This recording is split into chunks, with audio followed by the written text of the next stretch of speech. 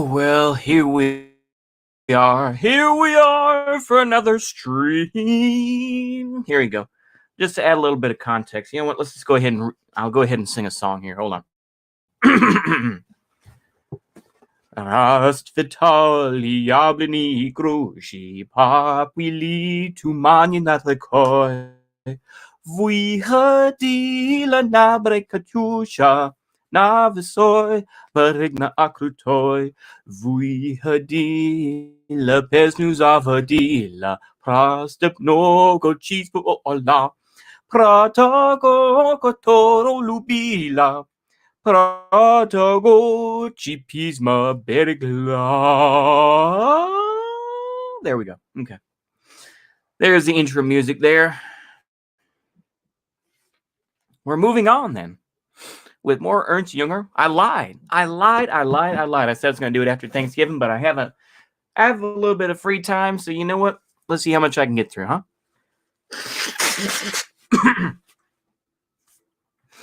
Power as representation of the form of the worker. Here we go. The proof of the universal validity of the will to power succeeded early on in a work that understood how to undermine the most unfathomable schemes of old-style morality, as well as how to outwit each of its ruses. This work bears two faces. First, insofar as it belonged to an age when the discovery of universal truth still had value, and second, to the extent that it recognized, above and beyond them, truth itself as an expression of the will to power. This is where the decisive explosion took place.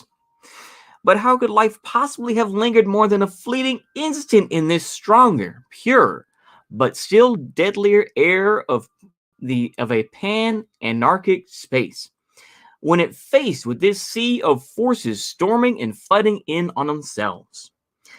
Had it not hurled itself straight away into the hardest turf? In the hardest surf. How are you doing, American Dissident? I was just going to record this, but I said, heck with it.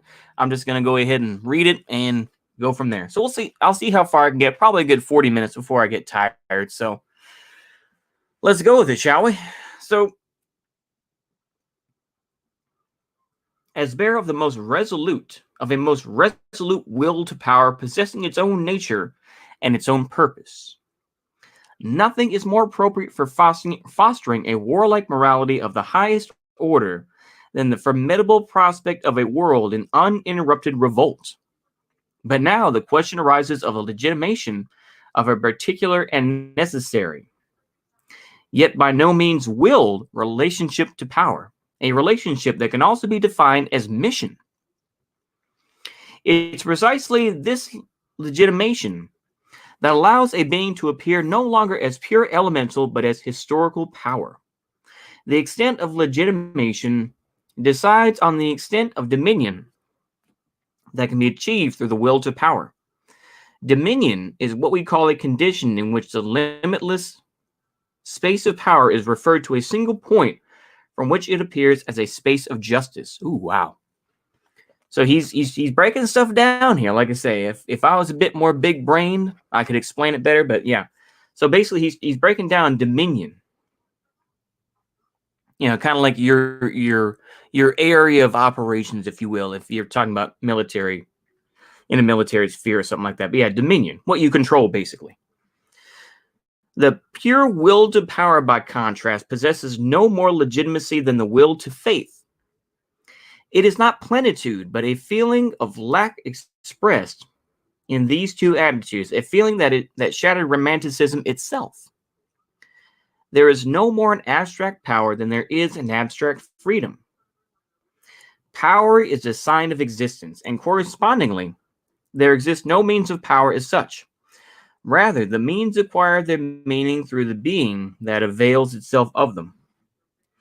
In the age of bourgeois illusory rule, we can speak of power either no longer or not yet. The destruction of the absolute state by means of general principles appears as a yet more grandiose act of weakening and devaluation of a once perfect world. Seen from a different perspective, this leveling of all borders presents itself, however, as an act of total mobilization, as a preparation for dominion of new and different forces whose arrival will suffer no delay. In the history of geographical and astronomical discoveries, in those inventions whose most secret meaning is revealed as a raging will to omnipotence, omnipresence, and omniscience, a most audacious Eritus sicut Deus, the spirit has rushed ahead of itself, so to speak, to accumulate a material that is waiting to be ordered and penetrated by power. A chaos of facts, of instruments of power, and possibilities of movement has thus come into being, ready to become the instrumentarium for a dominion in the grand style. The real reason for such an intensified and universalized suffering of the world is that such a dominion is not yet realized, and we therefore live in a time in which the means appear more important than the man. All the disputes, all the struggles that we observe within nations and between nations are like tasks whose expected outcome is a new and more decisive kind of power. The last and as yet unfinished phase in the extinction of the old world consists in this, that each of its forces seeks to arm itself with imperialistic demands. Such demands are made nowadays not only in the name of nations and cults, but also in the name of intellectual, economic, and technical constructions of multiple kinds. Here we must see once again how the age of liberalism created the premises for these most recent exertions. Forces very different from, and in part very foreign to, liberalism have benefited from the formal schooling that sets up certain values as universally valid and formed a medium that gives this language a greatly extended reach. The modern methodology must be neither overrated nor underestimated. We judge it correctly when we see it in a new tactic whose forms acquire purpose and content only through the very power they serve. We are forever missing the point that if we are tempted to take these forms themselves too seriously, that is why the expression the seizing of power belongs only among those favored phrases masking the impotence of a weakened existence. Aha! That's very true, though. Seizing of power belongs to, masking the impotence of a weakened existence. Basically, like Antifa types and all this sort of thing. That's my reading of it. People will probably disagree, but that's fine. Nothing is better suited for unmasking this impotence than a situation that puts the means of power into its hands. In other words, if you actually gave these Antifa folks or all these folks talking shit about Kyle Rittenhouse right now, they wouldn't be able to do anything. They wouldn't know what to do. Whenever a situation of pure agitation of all too cheap discontent arises, power emerges as the goal of all goals, as the universal remedy of the political opium dealer. Power, however, like freedom, is not a matter that can be seized anywhere in empty space or to which any non-entity can relate himself at will. It stands, on the contrary, in an indissoluble bond with a fixed and determined unity of life, an unambiguous existence. The expression of such an existence is precisely that it appears as power, and without it, the insignia of leadership can have no meaning. In this sense, for a real workers' movement, the substantial power invested in it is much more important than the struggle for an abstract power whose possession or non-possession is just as inessential as an abstract freedom. That the worker really occupies a decisive position can already be concluded because today any entity that possesses will to power attempts to place itself in relation to him. Hence there are workers' parties, workers' movements, and labor governments of every sort. In these times, we have more than once lived through the experience of the worker conquering the state. This spectacle is inconsequential.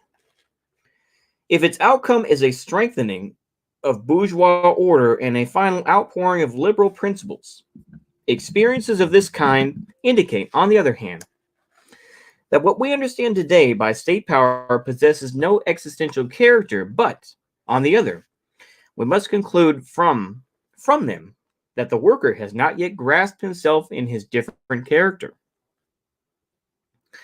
However, precisely, this different character, this specific being of the worker, which we have designated as his form, is much more important than the kind of power that ought not to be desired at all. This being is power in an entirely different sense. It is original capital injected as much into the state as into the world, and it sands its own organizations and coins its own concepts. Power within the work world can therefore be nothing other than representation of the form of the worker. Here lies the legitimation of a novel and special will to power. We recognize this will because it is the master of its means and its weapons of attack, and because it is not a derivative, but rather a substantial relationship to them. Such weapons need not be new. An original force distinguishes itself by discovering unsuspected reserves within the things that are familiar. A power legitimized through the form of the worker must, insofar as it appears as language, define the worker within an entirely different caste that would be conceived from the categories of the 19th century. It must define the humanity that grasps its demand for freedom as a demand for work, and already has an intuition for a new language of command. The mere presence of such a human breed, the mere use of such a language, is already more threatening to the liberal state than the entire game of the social apparatus that will never eliminate liberalism, if only because it is one of its inventions. That's very true. Let's read that. Let me read that one more time. The mere presence of such a human breed, the mere use of such a language, is already more threatening to the liberal state than the entire game of the social apparatus that will never eliminate liberalism, if only because it is one of its inventions. So when people talk about how fascism is evil, this and that, fascism is a product to a point of liberalism, I'm going to say. This is something that a lot of folks have said. And yeah, like I said, this is why I'll put it this way. Fascism is a modernist concept. I'll put it that way. And people can go back and forth in what, fascism meant in books versus what it meant IRL. But regardless, I think I pissed off that one person that was listening. That's okay. I apologize if I upset you, but we have to move on. Drive on with the mission, as they say. Every position possessing a real relationship to power can be recognized as such because it grasps man not as the goal, but as a means, as the representative of power as well as freedom. Man unfolds his highest strength, unfolds his entire dominion when he is ready to serve. The secret of the genuine language of command is that it does not make promises, it makes demands. The deepest happiness of man is to be sacrificed, and the highest art of command consists in revealing purposes worthy of sacrifice. The existence of a new humanity is a capital that has not yet been invested. This humanity is the sharpest weapon of attack, the supreme instrument of power that the form of the worker has at its disposal. The sure handling, the precise deployment of this instrument of power is a certain sign that a new statesmanship, a new strategy is at work. And if you'll just give me just a moment, a brief little intermission, if you will. Let me put on a video here. I'll put on a video right quick here. Here we go. I'll go ahead and do this one just for a moment, folks. Sorry for the double audio.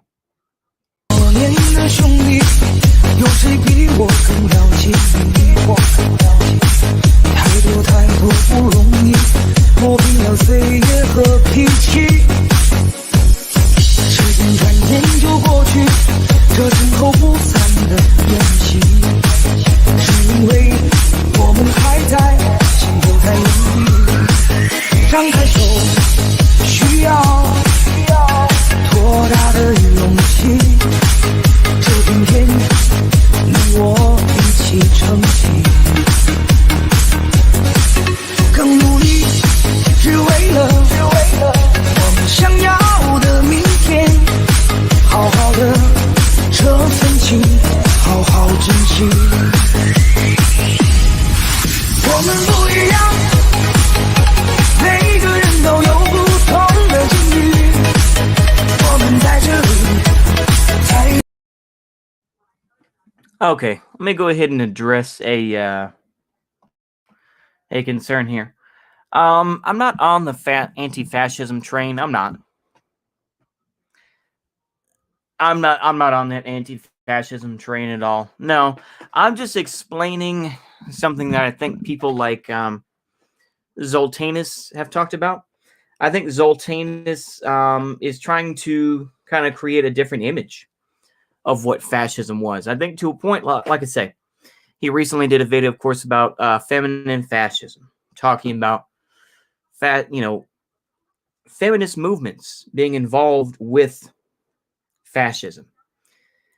And I think that, like I say, a lot of fascist movements today are kind of stuck in an idealized past. They don't really have any real, I mean, you can talk about their position, you can talk about all that, but they don't have that same reach. They don't have that same desire to reach out to women. They just say, women are all femoids and I hate women and women are devils and stuff like that. It's like, I get it. Believe me, I understand.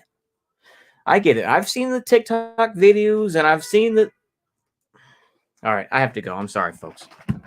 Let's just go ahead and wrap this up here. But I did want to try to answer that question. So hopefully y'all enjoyed this. See you later.